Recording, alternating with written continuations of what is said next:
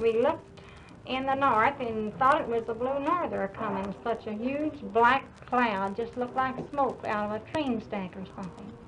This is about what time of day? About 4 o'clock, 1934. And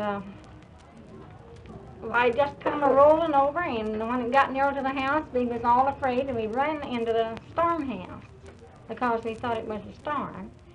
And we lit the lamp, and it was just so dark in there that we couldn't see one another. We just had, even with the lamp lit, and we just choked and smothered.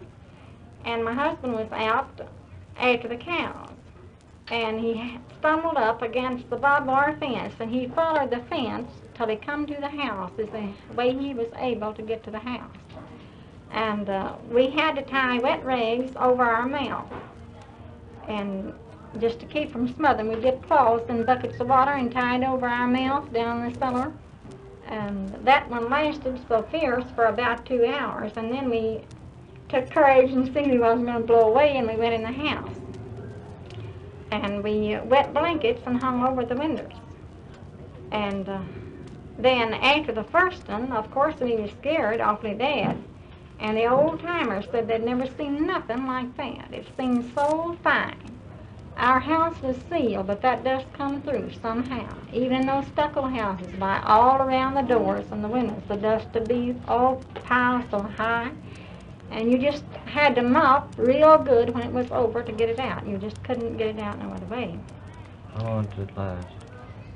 Well, sometimes a real bad one would last for a half a day.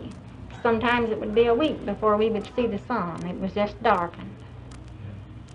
And sometimes the cloud would look black. Sometimes they would look red. It was according to which way the wind come, whether it was the red dirt it was blowing over or the black dirt, or according to the way that the storm was coming.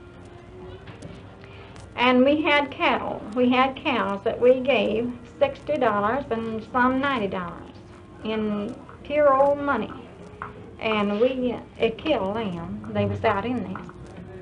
And we would cut their lungs open, and it looked just like a mud pack or something. It just really showed it was the mud.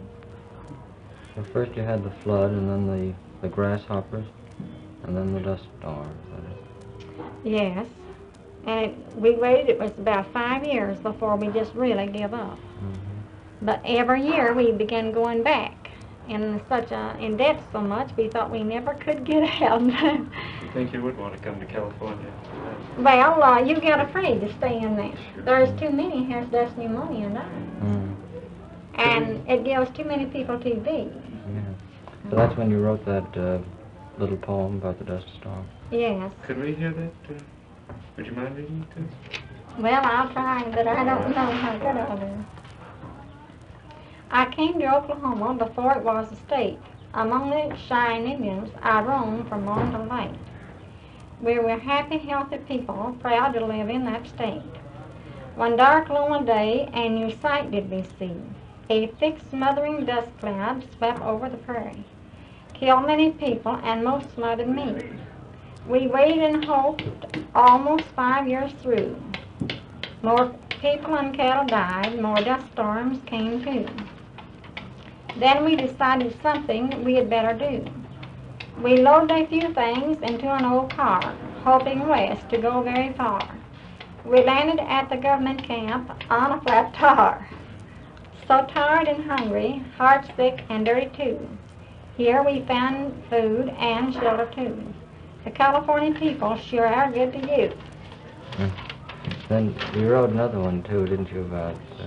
I'm sorry, you a little more hadn't of finished this. that, excuse me.